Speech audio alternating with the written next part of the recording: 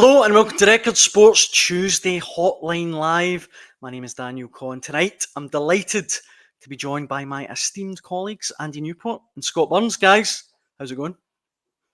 Very well, Daniel, and yourself? I'm very good, thanks. It's lovely to be joined by you both. Scott, you all right? All good. Yourself? Aye, absolutely. Well, actually, I say I'm all right. I'm still a bit scunnered from the international break, Scotland, although we played well. 2 more defeats, and I think we've talked it to death, the Steve Clarke Scotland thing, but we've had plenty of comments sent in on Record Sports social media channels on the future of the Scotland manager, and I thought it would be, silly of me not to get your guys' take on it. I'll read a couple of comments and see what you think. John Bruce on Facebook: not many managers would survive a run of 1 victory in 14 games, especially in the back of their team's brutal performance in a top competition. And Bill Murray, not the one from the Ghostbusters, I think. When will the SFA realise that we need a new manager? His record is appalling and selections abysmal. Half of the team cannot get a game for their club. Clarke should resign immediately. Sorry, I chuckled there because that, to me, seems a wee bit over the top. But what do you guys think? You go first, Scott. On you go. Don't all rush in. Yeah, well, the first chap on the hotline, I don't think his comments were unfair. Look, we are in a terrible run. I mean, one victory in that friendly ahead of the Euros. What was it? 1-1 in 14. Gibraltar. It's not good enough. It's just not good enough, right? I mean, and okay, Steve Clarke's done brilliantly to take us to 2 major finals. I accept that, which has been brilliant. But there's no when we got those finals. In the 2024 showing was just atrocious. And the fact that Steve Clarke buried his head after the finals, he disappeared, didn't say anything, hoped everything would blow over, and the fans would get back on side. I just think it was all wrong. He should have addressed it after the finals and said, "Look, I've made mistakes.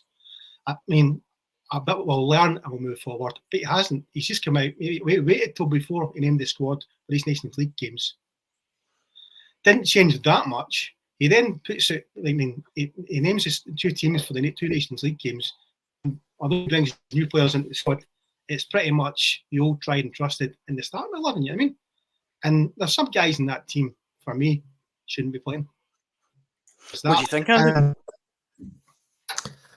I mean, yeah, Scott's makes some good points. I mean, I tend to think that if you were going to dispense with Steve Clarke's services, the time to do it was after the Euros, when it really was so deflating, it was so disappointing. It just felt that the nation had got its hopes up and hadn't really get anything in return for the support, the incredible support that the Tartan Army gave over in Germany.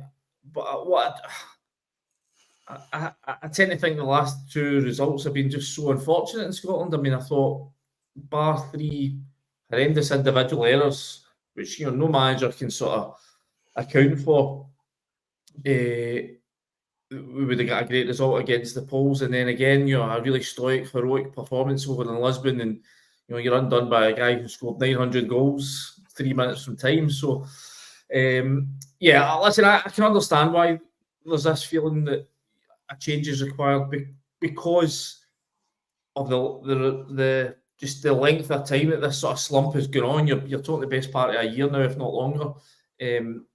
But I think there's been some encouraging signs over the last few while.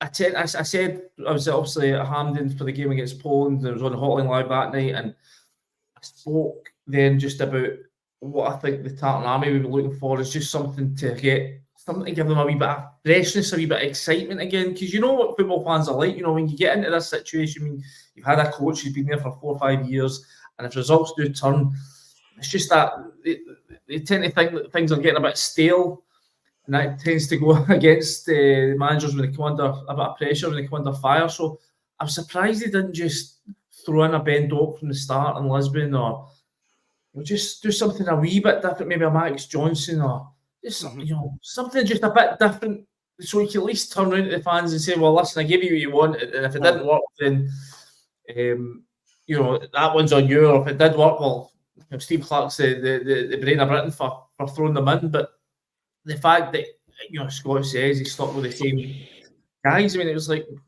bar Angus Gunn, maybe Billy Gilmore, maybe a team you could have picked, 4 or 5 years ago. So, I mean, for me, he maybe doesn't do himself any favours in that sense, but I think you've also got to say that Steve Clarke's stubbornness, for want of a better word, it's been largely what's got him to this stage in his managerial career. He's got things he believes in, and he'll stick by them through sort of thick and thin. So, listen, I think the next round of fixtures next month will be crucial. I think if there's no sign of it's getting closer to a result, if not a result itself, then I think you'll be in real bother. I can't see, as I said when I was at Hampden, I think the Nations League's a crucial competition. You can write it off as just glorified friendlies if you want, but it's been crucial to us getting back to major tournaments. Obviously, helping us get to Euro 2020. But I don't think you can go into the actual proper World Cup qualifying campaign and still be in this long run of not winning, not getting results.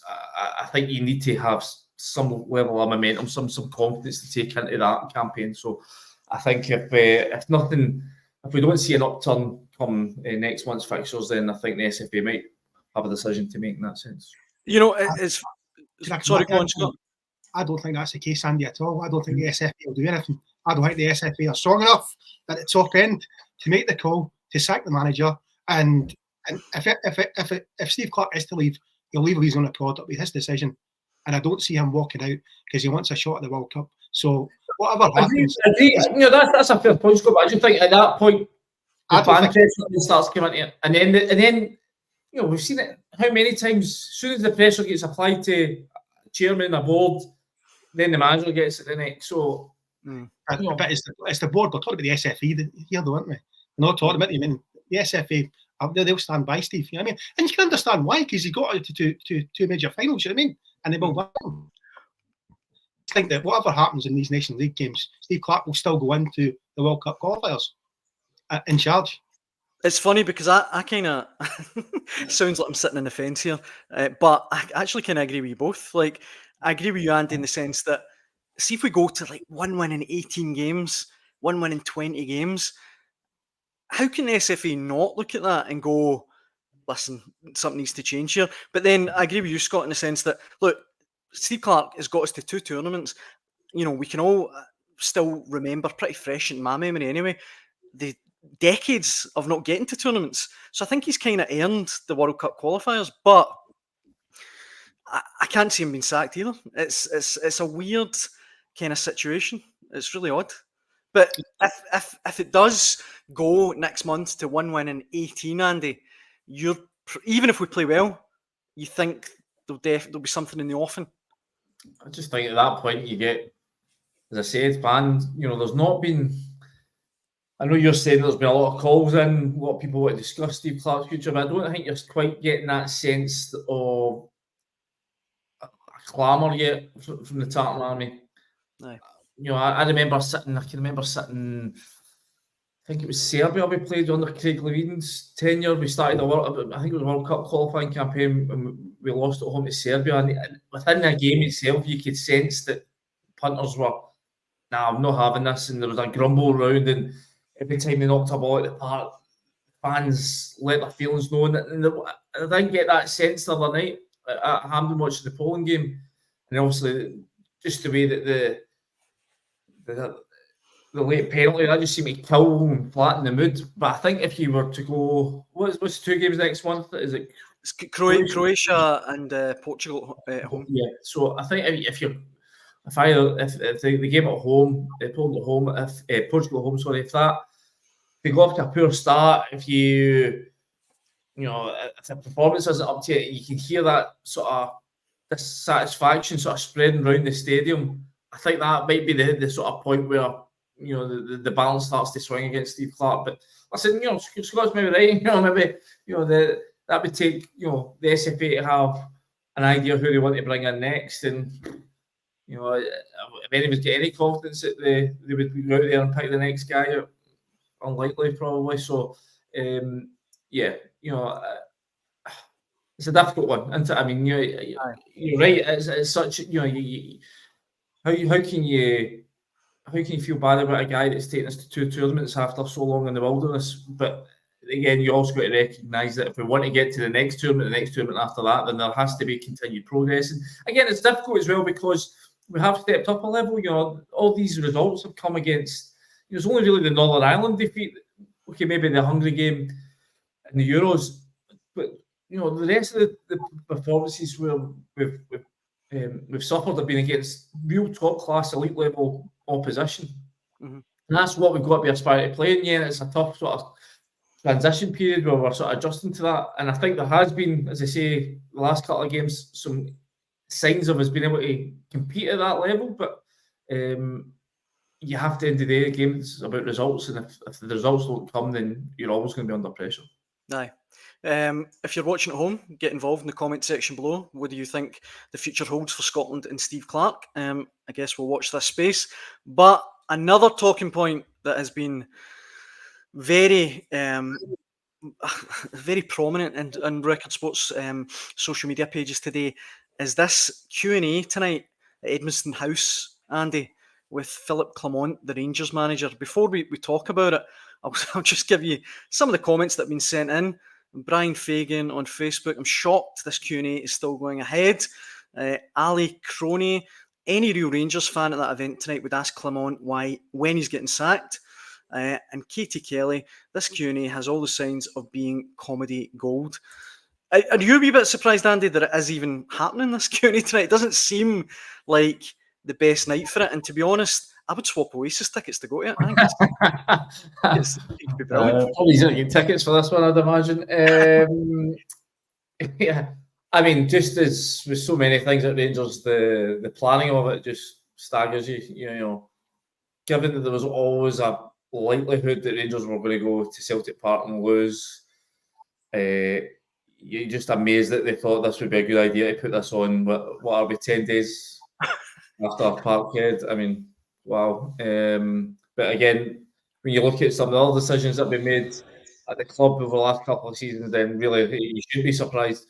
So, yeah, I mean, I would be surprised if it wasn't stage managed to within an inch of its life. I'm not sure you'll see guys getting called up to a podium to ask questions. Maybe that might be the case, but again, that would be surprising. That would be it'd be staggering, frankly, if they're going to do it. I would imagine these are all being pre-approved questions, sort of thing, and it will all be, like, what do you like for your dinner and where do you go for your holiday, sort of stuff. So, if he's actually having to face a proper grilling from the support, that'll be an eye-opener as well. But then again, having seen the way that the Rangers support at times have let the powers that be off the hook, like you look at numerous AGMs that I've covered down the years where there's been an opportunity to really sort of hold the board to account, and they've managed to get themselves muddled up in things like away tickets and price of boxy burgers and other stuff like that. Then it wouldn't surprise me if this opportunity missed. But again, as I said when I was on here last week, I'm not too sure that, of course, Philippe Clement has made mistakes in his time as Rangers manager, absolutely undeniable. But I think the bigger issues lie above them. The questions that really need to be answered are by the board, by the chairman, by the director of football, whoever that may be, or maybe not Neil Coppin this year, but in previous years, Ross Wilson, James Bisgrove, these guys, all no longer the club, they're the ones that have been made the decisions that have left Rangers where they are right now. And so Philippe Clement, obviously, he's in the firing line. He's going to be the one getting at the neck, I presume, tonight. But as I said, I think there's bigger issues to be addressed at the club than just manager's team selection and who's been signing. He must be dreading this, Scott. He must be sitting today going, "Oh, bloody hell, I can't believe I've got to go to this tonight." I mean, it feels like he's been hung out to dry a little bit. I don't know. Do you agree with that? Yeah, he probably. I mean, the timing is the. I mean, that's the one thing that comes into question. I mean, of course, if they'd won the Old Firm game and then everything is rosy in the garden, you know what I mean. But the fact is, the angry reaction that the manager took from some fans after the the angry reaction to James Tavernier from one of the fans, which was all over social media. It's just not. I don't think it's a good sign just for that sort of mix. And I would have thought if you're Rangers, you might be better trying to delay it and postpone it for a few weeks or a couple of months or something. You know what I mean? But fair play to them. They've obviously kept to the date. And Philippe Clement, in fairness, in press conferences, he doesn't really dodge any questions. And I don't suppose he'll dodge anything that he's asked tonight. You know what I mean? So that's absolutely right, Scott. I mean, even if somebody does hurl him a hospital pass for the crowd at some point tonight, he'll not shy away from it. I mean, he's never did that with any question we've ever asked him. He's always answered the head on. He might not agree with the premise of the question, but he'll happily take you on if he thinks you're talking nonsense. So if I presume he'll fight his corner tonight if he has to. You know, if that's the. You saw him outside Ibrox, the Scots referred to. You saw him out there going head to head with a group of fans. You know, again, you know, he didn't like what they were having to say, and he was defending his corner. So, you know, fair play to him in that sense. Aye, absolutely. The other two talking points for Rangers that we have to kind of touch upon. Ianis Hagi today has come out saying that he plans to return from international duty and fight for his Rangers career. We've had a couple of comments sent in on that as well. Steve Smith here saying good enough to play for his country, but not good enough for Rangers. Weird. And Frank Carson saying Clement hasn't the guts to go against the board and select Hagi, regardless of how much it will cost in wages. Andy, do you think Hagi still has any kind of future at Rangers? I think if you're paying him a wage, then you should expect him to play a part and offer some contributions. There's literally no point in paying him a wage and not having him involved. Obviously, it depends on getting this clause, his appearance clause, negotiated down.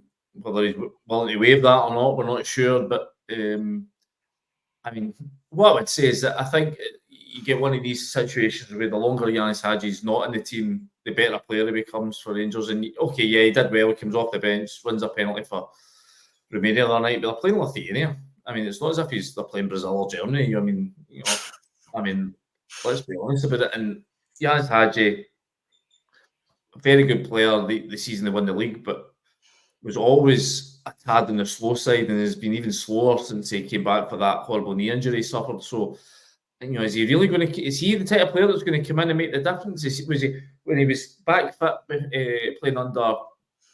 I'm trying to think who it would have been playing under. Michael Beale. When he first came back from injury, did they make such a huge impact when he came back from injury then?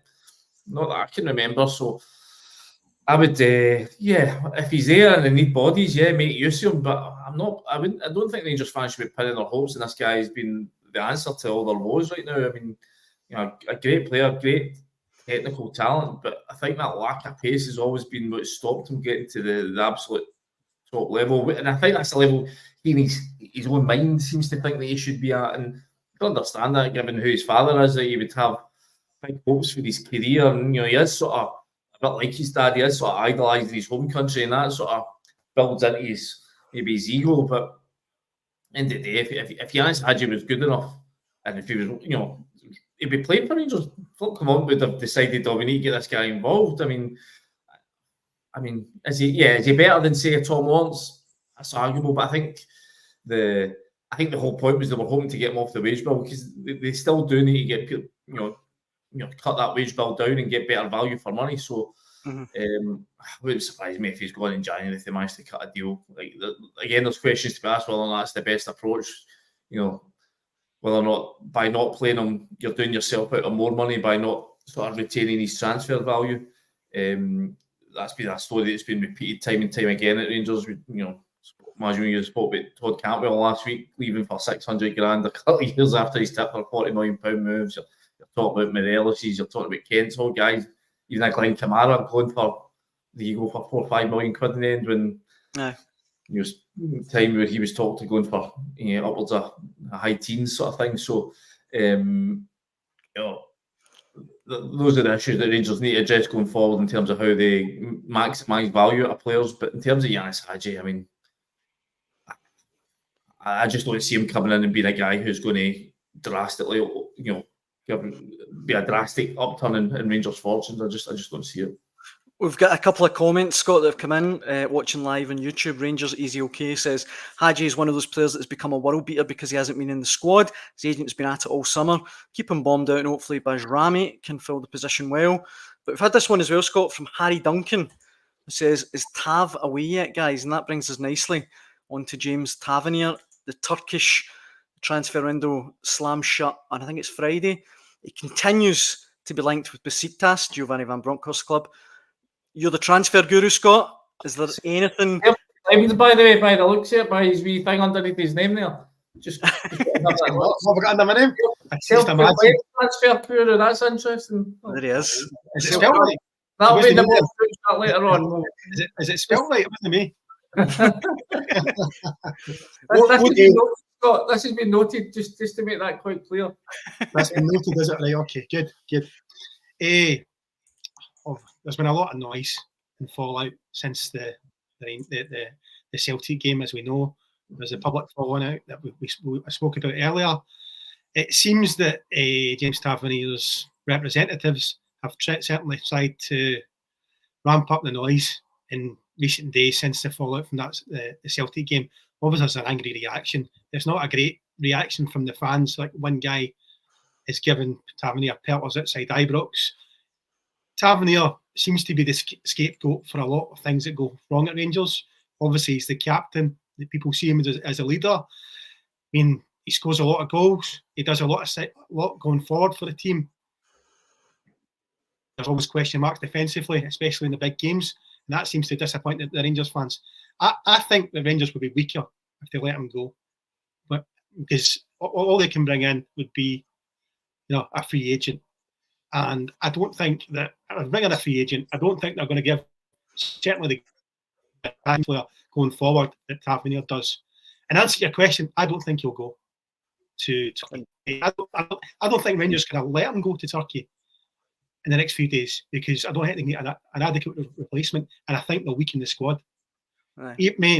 Unless they can maybe identify a couple of decent free agents, then I don't see how they can afford to let Tavernier go, because I think the squad would be weaker. Well, that's a good point. That's a good point, Scott, because we've seen the way that Philippe Clement is when it comes to player fitness and feeding guys back into the team after they've been out for a period of time. So if you're talking about bringing a free agent who presumably has not been training with MD, who's been weeks, months without playing a game or having proper, robust training sessions pre-season, then you could be talking another month before, even if they signed the guy today, it could be another month before he can be ready to play. So if you're talking about letting Tavernier go, deadline's this Friday, and you've got couple of big European games coming up, Malmo, Lyon at Ibrox, League Cup, quarter-final of a League Cup. I mean, I'm totally with Scott. I'd be absolutely staggered if they were to let him go. Not just letting go a guy that you've not got much cover for, but your club captain. What sort of void does that leave in your dressing room? Even as we've spoken about the fact that we don't think he's this big vocal leader. I think he is a big figure in the club, and I mean, you look through the sort of list of potentials who could fill in at right back. I mean, the obvious one would be John Sterling. I know that's where the club feel his long-term best position is at right back, but for me right now, he's utterly required in the centre of the park in midfield. So, I would just be stunned if Rangers let him go. I mean, I think that would be to do it now when you could have done it in the summer when there was offers there from Turkey, from Trabzonspor. Would have given you time to go and get a replacement, and would just seem like gross mismanagement to me to let him go now. So I would be stunned if that was to happen.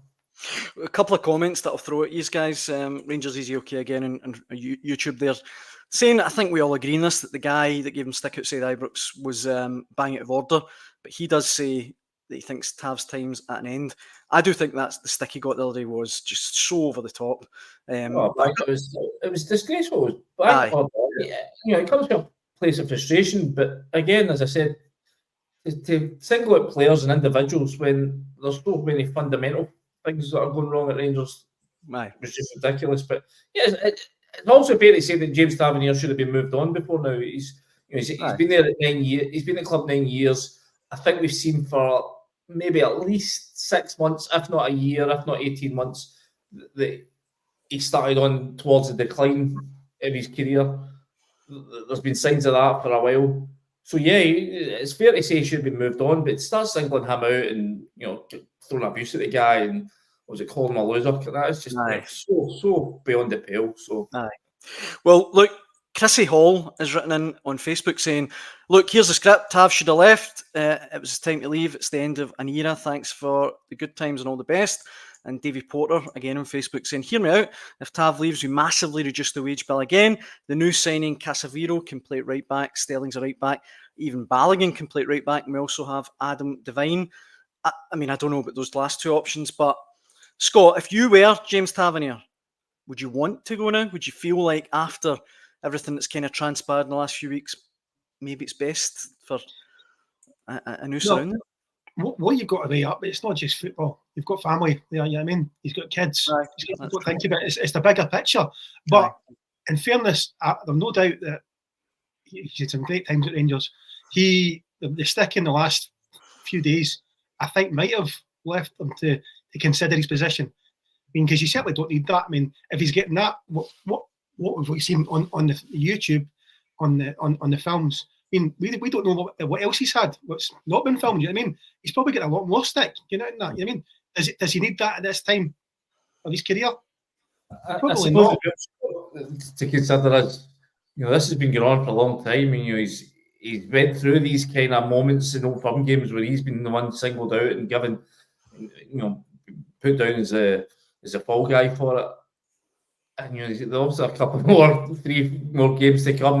Maybe a League Cup quarter-final, semi-final, final to come before Christmas. I mean, does he really need that in his life? If they go and as expected, they probably lose again to Celtic, and again he's the guy that's getting in the neck. Does he really need that in his life? I mean, I could understand entirely why he would say he's had enough. He's done his bit for the club. He obviously led them to that league title in 2021, which was hugely important at the time. He's skippered them to a European final. You're only one of 4 or 5 guys that's ever done that for the club's history.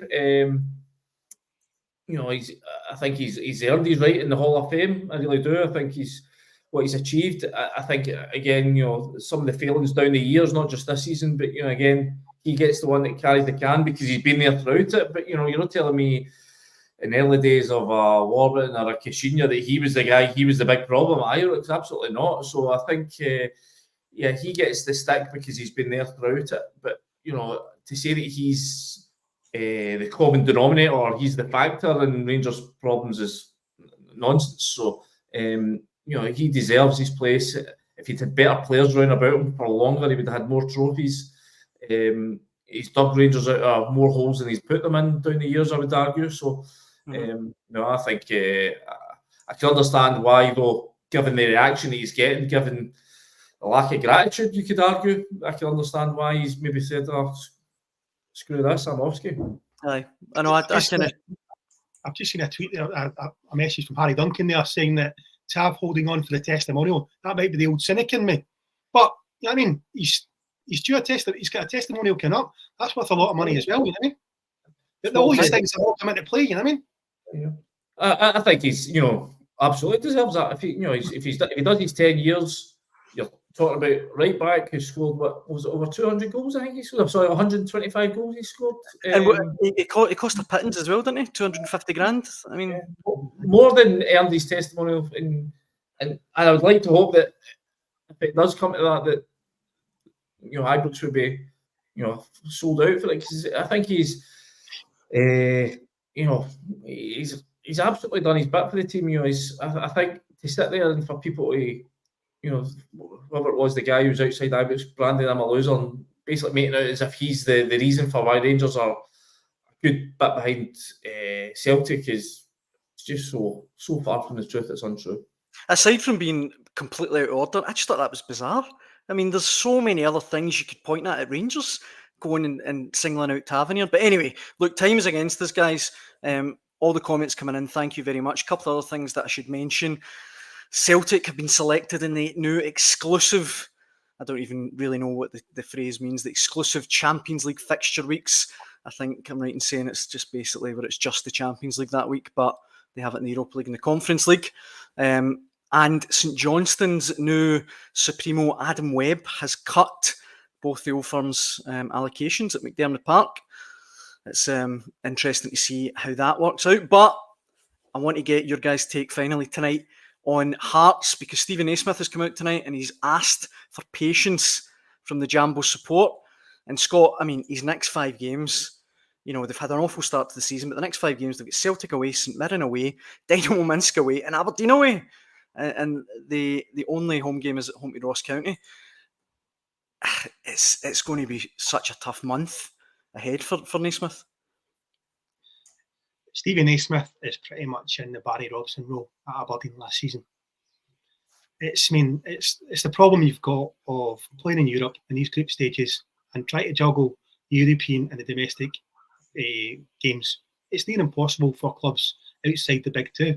You just can't do it. I mean, any team who's gone into group stages has struggled domestically and paid the price. And the issue you've got is that, I mean, look at Aberdeen this season. They've not got European football, so they went into the group stages of the Premier Sports Cup. So Jimmy Thelen got them early games. So his team comes in to the Premiership season with games under the belt, hitting the ground running. Stephen Naismith has had to play friendlies and then jump straight into the Premiership action, which is an issue in itself. And then they've got European games early. The problem is that with the Hearts, Hibs and Aberdeen, right? If one finishes third, the other 2 managers are going to be under pressure. And that's just the nature of the beast. The problem is that Hearts finished third last season quite convincingly. You think that would give them a bit of credit in the bank. But a lot of the fans didn't want Stephen Naismith appointed in the first place. Mm-hmm. But he did a good job last season in getting to third spot and deserves a crack at Europe. But there are already, rumbles of discontent amongst the support. And it's going to be very difficult for Stephen Naismith. I hope he turns it around, but I'm not convinced he'll still be the manager come the end of the season. Andy, I think it's 5 games now to start the season without a victory. Robbie Neilson was sacked after a similar run, and with the fixtures I've just mentioned, it's hard to disagree with Scott. I mean, I don't really see. It's going to take. Put it this way, it's going to take a massive upturn in form for Stephen Naismith to get out of that. We've lost Andy there, Scott, but I completely agree with you that. Never mind the end of the season. I hate saying this, but by the end of October, I think if Stephen Naismith is still in situ at Tynecastle, he'll be doing really well because, like I say, Celtic away, St Mirren away, Dynamo Minsk away, and Aberdeen away. I mean, Aberdeen look like the real deal this season. Aye. I mean, that's what you're looking at. I mean, you look at the Premiership table right now. I mean, Aberdeen, what have they? Aberdeen won 4 games, they've got 12 points. How many points have Hearts got? 1? 1, aye. Aye, so you're already 11 points behind Aberdeen in that race for third spot. In the next couple of weeks, that could go up. I think if it goes in 15 points and above, you're not catching Aberdeen.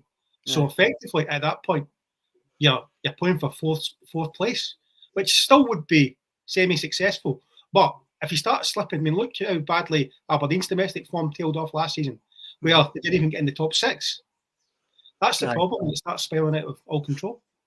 We lost you there, Andy, but I was just mentioning Stephen Naismith. I mentioned the fixtures they've got coming up.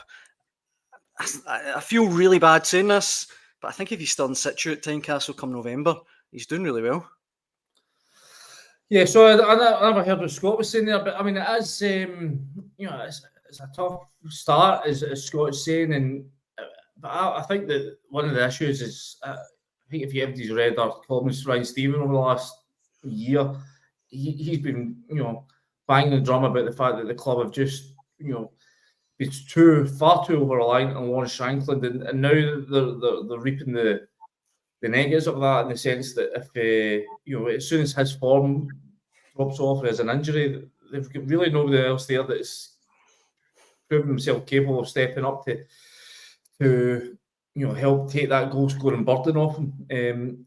And so whether that's Stevie Naismith's issue or it's a higher issue up. Obviously, they've just lost Joe Savage. Whether or not they've just taken their eye off the ball in terms of him leaving, they'd not be able to bring in somebody else who can come in and just add that extra number of goals. But yeah, the run of fixtures coming up is a pretty smelly one. So, I mean, I'm not sure the outcome of